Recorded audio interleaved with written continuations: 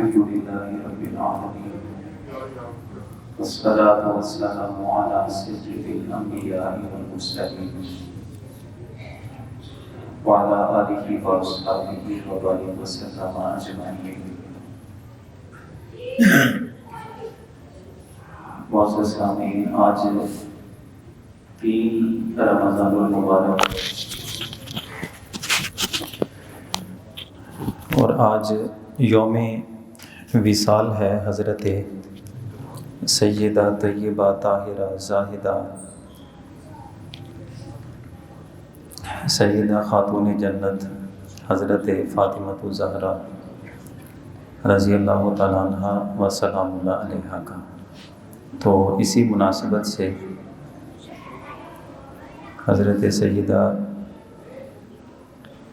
رضی اللہ تعالیٰ عنہ کی شخصیت اور اس حوالے سے بھی کچھ باتیں سمجھیں گے کہ ان نیک ہستیوں کا جو تذکرہ ہم کرتے ہیں ہمارا اپنا اس میں کیا فائدہ ہے۔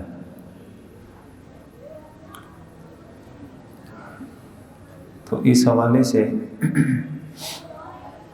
تمام مسلمان چونکہ یہ جانتے ہیں کہ حضرت سیدہ خاتون جنت رضی اللہ تعالیٰ عنہ آپ کی یہ انفرادی شان ہے کہ دنیا میں کسی کا بھی جو خاندان ہے، نسب ہے، اولاد ہے، وہ جو آگے چلتی ہے تو اس کے لیے ضروری ہے کہ کسی بھی آدمی کے بیٹے کی جو اولاد ہوتی ہے وہی اولاد اس آدمی کا نسب ہوتی ہے۔ یہ واحد حضرت سیدہ خاتون جنت رضی اللہ تعالیٰ عنہ وہ شخصیت ہیں کہ حضور سید عالم صلی اللہ علیہ وسلم کی اولاد اور آپ کا نسب وہ حضور کی ان صاحبزادی سے چلتا ہے۔ یہ اعزاز دنیا میں کسی خاتون کو حاصل نہیں ہے۔ اور سورہ کوثر کی آیتیں نازل ہوئی تھیں، وہ اصل میں ایک شخص نے یہ کہہ دیا تھا جب حضور صلی اللہ علیہ وسلم کے صاحبزادے کا انتقال ہوا، اس نے کہا کہ اس کی نسل ختم ہو گئی اور جب تک یہ خود ہیں تبلیغ کریں گے، دین اسلام کا پیغام دیں گے، جب دنیا سے چلے گئے پیچھے کون ہے اس کا۔ تو عربوں کے اس دور میں جس کا بیٹا نہ ہوتا تو لوگ اس کو بڑا معیوب سمجھتے تھے، کیونکہ نسل پہ لوگوں کو بڑا فخر ہوتا تھا۔ جب بیٹا نہیں ہے یا ہے تو وہ فوت ہو جائے تو اس کو لوگ بڑے عیب لگا دیتے اور بڑا حقیر سمجھتے تھے کہ اس کی تو نسل ہی نہیں ہے۔ تو ایک آدمی نے حضور صلی اللہ علیہ وسلم کے صاحبزادے کے انتقال کے وقت یہی بات کہہ دی کہ ان کی تو نسل ہی ختم ہو گئی۔ تو اللہ جل شانہ نے سورہ کوثر نازل فرمائی، انا اعطیناک الکوثر، اے ہمارے محبوب ہم نے آپ کو کوثر عطا فرمایا۔ کوثر کے بہت سارے معنی ہیں، ایک معنی یہ بھی ہے کہ آپ کو ہم نے اولاد کی کثرت عطا فرما دی ہے۔ فَصَلِّ لِرَبِّكَ وَانْحَرْ، چنانچہ آپ اپنے رب کی رضا اور خوشنودی کے لیے نماز پڑھیں اور قربانی ادا کریں۔ اِنَّ شَانِئَكَ هُوَ الْأَبْتَرُ، جو آپ کو نسل بریدہ کہنے کے طعنے دیتا ہے ہم اسی کی نسل ختم کر دیں گے۔ لہٰذا حضور سید عالم صلی اللہ علیہ وسلم کی نسل پاک دنیا کے جس ملک میں چلے جائیں، جس شہر میں چلے جائیں، حضور کی نسل تو آپ کو نظر آئے گی۔ لیکن جو کمال کی بات ہے یہاں پہ، اللہ نے جو وعدہ فرمایا کہ اے میرے محبوب ہم آپ کی نسل میں کثرت عطا فرمائیں گے، وہ کثرت کا اللہ رب العزت نے جو محل رکھا ہے اس محل کو سیدہ خاتون جنت کہتے ہیں، کیونکہ انہی سے حضور کی ساری اولاد آگے چلی ہے۔ تو اس لحاظ سے بھی حضرت سیدہ خاتون جنت رضی اللہ تعالیٰ عنہ کی ایک انفرادی شان ہے معلوم ہوتی ہے۔ ان کے جو القابات ہیں میں اس حوالے سے ان کی فضیلت میں آپ کے سامنے پیش کر دوں۔ آپ کے بہت سے القابات ہیں، کل جمعہ میں بھی ہم نے ان کا تذکرہ کیا۔ آپ کے جو مشہور لقب ہیں ان میں زہرا مشہور لقب ہے، بطول یہ مشہور لقب ہے، زاہدہ یہ بھی ایک مشہور لقب ہے۔ ان کا معنی ہم سمجھتے ہیں، اسی سے ہمیں ان کی شان بھی معلوم ہوتی ہے۔ زہرا کہتے ہیں کلی کو، اور اس کلی کی خوبصورتی یہ ہوتی ہے کہ دیکھنے میں بھی بڑی اچھی لگتی ہے۔ پھولوں میں سب سے زیادہ خوبصورتی اسی سفید کلی کی ہوتی ہے، اور خوشبو کے اعتبار سے بھی اس کی ایک انفرادی حیثیت ہوتی ہے خوشبویات میں۔ تو کلی اسے ہماری زبان میں زہرا کہتے ہیں، عربی میں زہرا کہتے ہیں۔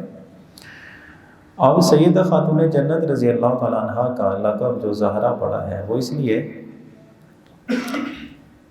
کہ جنت میں اللہ جل شانہ نے جو کلیوں کے باغات لگائے ہیں، پودے لگائے ہیں، اور ان کی جو خوشبو ہوگی، اللہ جل شانہ نے وہ جنتی کلیوں کی خوشبو سیدہ خاتون جنت کے جسم میں پیدا فرمائی تھی۔ یہ جو ہم حدیث طیبہ سنتے ہیں کہ حضور سید عالم صلی اللہ علیہ وسلم اپنی صاحبزادی کا ہاتھ پکڑتے اسے چوما کرتے تھے، اور ایک روایت میں یہ ہے کہ حضور اسے سونگا کرتے تھے، اور ایک حدیث یہ بھی ملتی ہے کہ حضور سید عالم صلی اللہ علیہ وسلم اپنے نواسے حضرت امام حسین کو چومتے بھی تھے اور سونگتے بھی تھے۔ یہ سونگنے کا کیا مطلب ہے؟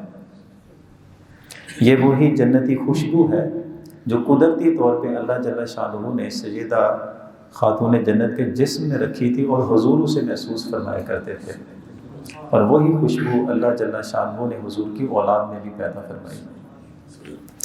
تو اس لحاظ سے حضرت سیدہ خاتون جنت کو زہرا کہا جاتا ہے کہ جنت کی خوشبو اللہ نے ان کے جسم مبارک میں رکھی تھی۔ اور زہرا کا دوسرا مطلب ہوتا ہے چمکدار موتی۔ ایک عربی میں لفظ استعمال ہوتا ہے، اسے درہ یہ کہتے ہیں، جسے ہماری زبان میں درہ یتیم بھی کہا جاتا ہے، یعنی وہ سمندر کی گہرائیوں سے نکلنے والا وہ انوکھا اور منفرد موتی، اسے درہ یتیم کہتے ہیں، یعنی ایسا موتی کہیں نہیں پایا جاتا۔ تو حضرت امام شافعی رضی اللہ تعالیٰ عنہ نے زہرا لفظ کا ایک معنی بیان کیا کہ اس کا معنی ہوتا ہے چمکدار موتی، جو اپنی چمک دمک میں، خوبصورتی میں منفرد ہوتا ہے، یکتا ہوتا ہے۔ تو حضرت سیدہ خاتون جنت کا یہ لقب جو زہرا پڑا ہے وہ اس لیے کہ آپ کے اندر بھی منفرد اور یکتا ہونے کا پہلو پایا جاتا تھا۔ کیسے کہ دینداری میں اور نسب میں جو آپ کو مقام اور مرتبہ حاصل ہوا، روئے زمین کی کسی خاتون کو یہ دینداری اور نسب کا مقام حاصل نہیں ہو سکا، اور دنیا سے بے رغبتی اور اللہ کی طرف رجوع کرنے کا جوش جذبہ جو آپ کے اندر تھا، زمانے بھر کی خواتین میں کسی کے اندر بھی ایسا جذبہ نہیں تھا۔ یہ جو یکتا پن اور انفرادیت حضرت سیدہ خاتون جنت کے اندر پائی جاتی تھی، اس لحاظ سے آپ کو زہرا کہا جاتا تھا۔ اچھا، ایک معنی آپ کا ہے، لقب ہے بطول۔ بطول عربی کا لفظ ہے، اس کا مطلب ہوتا ہے کہ آپ ایک چیز کو دوسری چیز سے جو الگ کر کے دونوں میں فاصلہ کر دیتے ہیں اور دونوں کو الگ الگ کر دیتے ہیں، عربی میں اس لفظ کو بطول کہتے ہیں۔ یہ عام ایک لفظ عربی میں بولا جاتا ہے کہ جانور جب اس کا بچہ دودھ پینے کے لیے آئے تو مادہ جانور جو اس کو ٹانگیں مارتی ہے اور اپنے قریب نہیں آنے دیتی، تو عربی میں اس دور کر دینے کو بطول کا لفظ اس کے لیے استعمال ہوتا ہے۔ اور قرآن عزیز میں بھی یہ لفظ آیا وَتَبَتَّلْ إِلَيْهِ تَبْتِيلًا، تبتیل اسی بطول سے بنا ہے کہ نبی جب اپنے رب کی طرف آتے ہیں تو پورے خشوع کے ساتھ، پورے رجوع کے ساتھ یعنی دنیا کا کوئی تعلق نہیں ہے، اس سے الگ ہو کے اپنے رب کی طرف آیا کریں۔ امت کو بھی یہی تعلیم ارشاد فرماتی۔ تو بطول کے اندر جو لفظ ہے اس کا معنی پایا گیا، کہتے ہیں کہ الگ تھلگ ہونا۔ اب حضرت سیدہ زہرا کا یہ لقب جو بطول پڑا ہے، اس کی کیا وجہ ہے؟ ایک حدیث طیبہ ہے، میں آپ کے سامنے پیش کرتا ہوں۔ حضور سید عالم صلی اللہ علیہ وسلم نے ارشاد فرمایا، اچھا ایک اور معنی ہے وہ بھی میں عرض کر دوں، اس کے بعد میں حدیث طیبہ بیان کرتا ہوں۔ بطول کا معنی ایک تو الگ تھلگ ہونا ہے، اور دوسرا اس کا معنی ہے عفت، پاک دامنی۔ پاک دامنی کی تو بہت مثالیں ہیں، اب یہی دونوں معنی حدیث طیبہ سے ہم دیکھتے ہیں۔ ارشاد فرمایا، ان فاطمہ احسنت فرجہا فحرم اللہ ذریتہا علی النار، کہ حضرت سیدہ فاطمہ تو زہرا کی پاک دامنی اس قدر اعلیٰ قسم کی تھی کہ اللہ جل شانہ نے ان کی پاک دامنی کی وجہ سے نہ صرف ان کو بلکہ اللہ نے ان کی ساری ذریت کو دوزخ کی آگ سے دور کر دیا ہے۔ اچھا ایک حدیث طیبہ میں تو یہ ہے ذریت کا لفظ ہے، اور ایک حدیث طیبہ ہے جس کے اندر حضور صلی اللہ علیہ وسلم نے محبت کرنے والوں کا ذکر بھی فرمایا۔ انما سمیت فاطمہ لأن اللہ فاطمہا و محبیہا عن النار، فاطمہ کا جو نام رکھا گیا وہ اس لیے کہ اللہ نے فاطمہ کو اور ان سے محبت کرنے والے دونوں کو دوزخ کی آگ سے دور کر دیا ہے۔ تو چونکہ یہ خصوصیات ہیں آپ کی، اسی لیے آپ کے نام کے ساتھ ساتھ آپ کے بہت سے القابات بھی ذکر کیے جاتے ہیں۔ ایسے ہی ایک آپ کے ناموں میں جو ایک لقب ہے زاہدہ، زاہدہ کہتے ہیں کہ جس کو دنیا کی کوئی پرواہ نہ ہو، آپ نے اللہ اور اس کے رسول کی اطاعت کرنی ہے، اس کے بدلے میں دنیا آپ کو کس نگاہ سے دیکھے گی، دیکھتی رہے جس نگاہ سے بھی دیکھنا ہے۔ جب حکم اللہ اور اس کے رسول کا مان لیا اور اس کی اطاعت میں آ گئے، تو اب کیا آپ کو کیا کہ دنیا کیا کہے گی؟ دنیا کی طرف نگاہ تو وہ رکھے نا جس نے ہمیشہ دنیا میں رہنا ہو۔ جب دنیا کو چھوڑنا ہے اور ہر صورت میں چھوڑنا ہے، اللہ کا وعدہ بھی یہی ہے کہ کل نفس ذائقۃ الموت۔ اب جس نے زندگی دی ہے، جس کی طرف لوٹ کے جانا ہے، جس کے سامنے حساب کتاب کے لیے پیش ہونا ہے، نگاہ تو اس کی جانب ہونی چاہیے نا۔ تو یہ دنیا سے الگ تھلگ ہو جانا، دنیا سے کٹ کر کے صرف اللہ کی طرف رجوع کر لینا، اس کو عربی میں زہد کہا جاتا ہے۔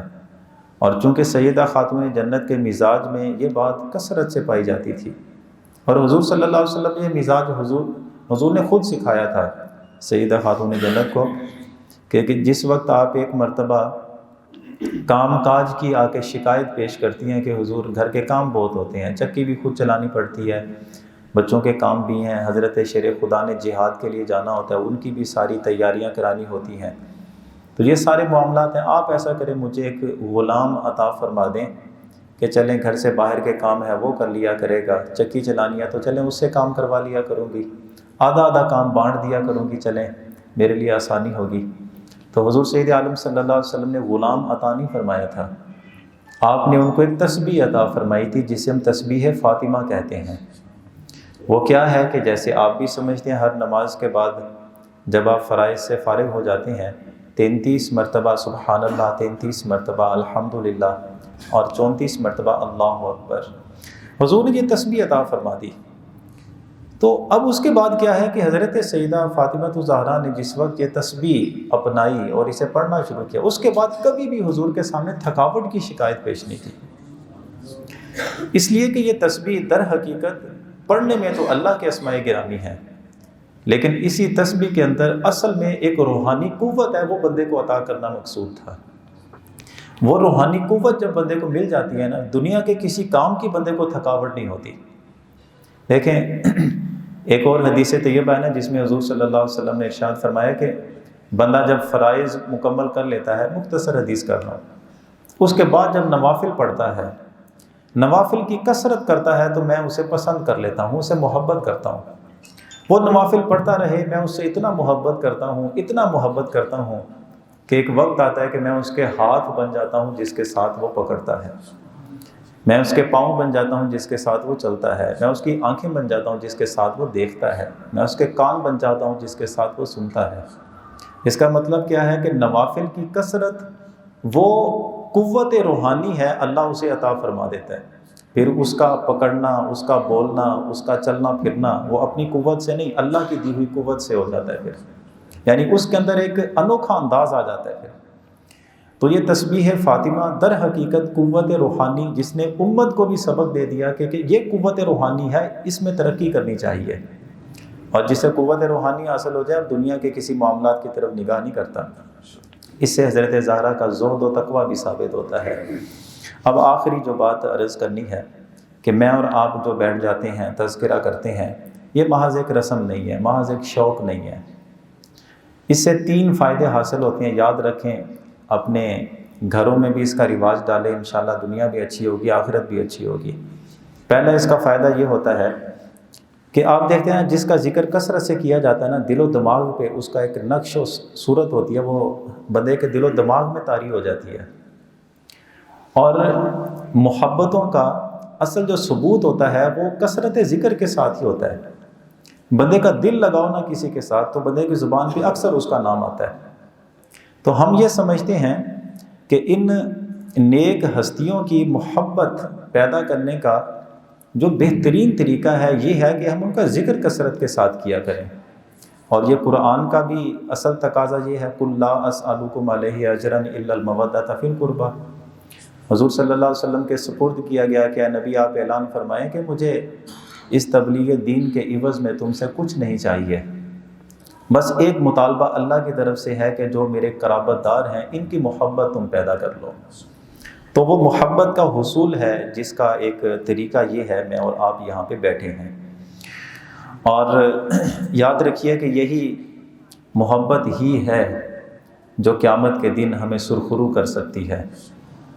کیسے؟ حضور سید عالم صلی اللہ علیہ وسلم نے حضرت علی شیر خدا سے ارشاد فرمایا، آپ نے فرمایا کہ علی تمہیں پتہ ہے کہ جنت میں سب سے پہلے کون جائے گا؟ پوچھتے ہیں حضور کون جائے گا؟ آپ نے فرمایا سب سے پہلے میں جاؤں گا، میرے ساتھ تم ہوگے، اور پھر ہمارے ساتھ جو گروپ بن جائے گا اس میں تم ہو، سیدہ خاتون جنت میری لخت جگر ہیں، امام حسن اور امام حسین ہیں۔ حضرت علی پاک نے فوراً یہ سوال کیا، حضور یہ بتائیں کہ جو ہم سے محبت کرتا ہے اس کا کیا بنے گا؟ آپ نے فرمایا کہ اے علی یہ 5 لوگوں کا قافلہ آگے آگے، ہم سے محبت کرنے والے پیچھے پیچھے ہوں گے، اور اس طرح قافلہ جنت میں داخل ہو جائے گا۔ تو ہم اس قافلے کا اصل شریک بننا چاہتے ہیں، جو ایک حسرت ہے اور چاہت ہے، ہمارا یہ عمل ہے کاش ہمیں اس قافلے کا شریک فرد ہمیں بھی بنا دے۔ اور دوسرا فائدہ اس سے یہ ہوتا ہے کہ ہم جس وقت ان نیک ہستیوں کے تذکرے پڑھتے ہیں نا، پھر دل کرتا ہے کہ ان کی بہترین زندگیوں کے جو طریقے تھے زندگی گزارنے کے، کام کاج کے، ہم وہ بھی طریقہ سیکھیں۔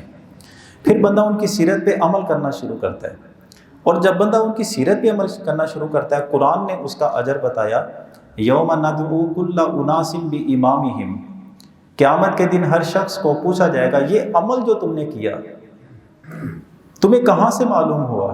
وہ بندہ کہے گا باری تعالیٰ میں نے فلاں سے سیکھا، فلاں کو دیکھا، فلاں سے سنا۔ تو اللہ رب العزت جو بھی عمل ہوگا اچھا یا برا، جس کو دیکھ کر اس نے فالو کیا، سیکھ لیا، اس بندے کو اسی کے گروپ میں شامل کر دیا جائے گا۔ یوم ندعو کل اناس بامامہم، ہر شخص کو اس کے امام یعنی جس کو اس نے پیشوا بنایا ہوگا اسی کے ساتھ ہم اس کو اکٹھا کر دیں گے اور پھر اپنی بارگاہ میں لائیں گے۔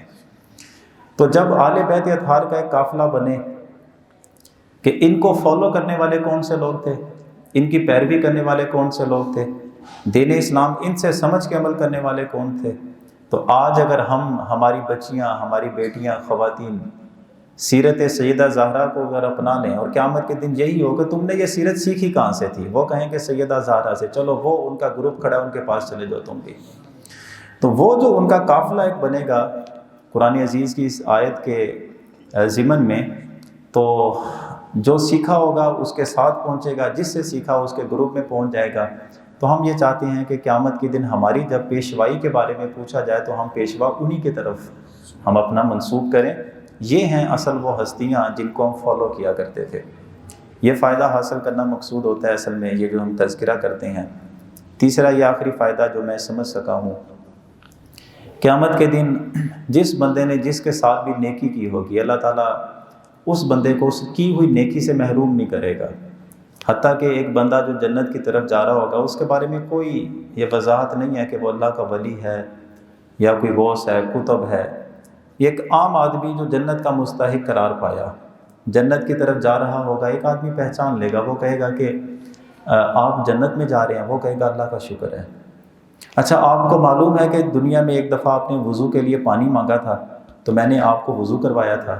وہ کہے گا ہاں مجھے یاد ہے۔ اچھا تم نے کروایا تھا؟ ہاں جی۔ اب وہ بندہ کھڑا ہو جائے گا، وہ اللہ کی بارگاہ میں دعا کرے گا یا اللہ اس بندے نے میرے ساتھ نیکی کی تھی، تو اب یہ بندہ جو میرے سامنے آیا اگر اس کو نیکی کا بدلہ نہ ملے کتنا عجیب لگے گا۔ تو اللہ فرمائے گا میرے بندے تو بتا کیا چاہتا ہے کہ اس کو تیری ساتھ کی ہوئی نیکی کا بدلہ کیا ملے؟ وہ کہے گا باری تعالیٰ میری چاہت یہ ہے کہ اس کو بھی میرے ساتھ جنت میں بھیج دے۔ اللہ اس کو اس کے ساتھ جنت میں بھیج دے گا۔ اب ہم ایصال ثواب کا تحفہ پیش کریں سیدہ زہرا بطول کو، ہم ان کی خدمات کو سراہیں اور اللہ کی بارگاہ میں بلندی درجات کی دعائیں کریں، قرآن پڑھ کے ان کی روح کو ہم یہ تحفہ پیش کریں۔ قیامت کے دن جب وہ اپنے نامہ اعمال میں دیکھیں کہ یہ جو ایک قرآن پڑھا ہوا، یہ سورہ یاسین پڑھی ہوئی یا فاتحہ شریف پڑھی ہوئی میرے نامہ اعمال میں کس نے بھیجی؟ اللہ جل شانہ فرمائے میرا نام لے، آپ کا نام لے کے وہ فلاں فلاں امتی نے یہ ثواب کا تحفہ تمہارے نامہ اعمال میں شامل کیا تھا۔ ان کے بھی زبان اقدس پہ اگر میرا نام، آپ کا نام، ہمارا آ جائے کہ یا اللہ جس نے میرے ساتھ نیکی کی اسے میرے ساتھ جنت میں بھیج دے، کتنا اچھا ہوگا۔ یہ وہ حسرتیں ہیں، یہ وہ فوائد ہیں جن کے حصول کے لیے ہم یہ سارے تذکرے کرتے ہیں۔ اللہ تعالیٰ سید زہرا کے درجات میں مزید بلندیاں فرمائے اور ان نیک ہستیوں کو تو فعل اللہ ہمارے والدین کی امت مسلمہ کی بخشش فرما دے۔ وآخر دعوانا ان الحمدللہ رب العالمین۔ بسم اللہ الرحمن الرحیم۔ اللہم صلی علی سیدنا و مولانا محمد وعلی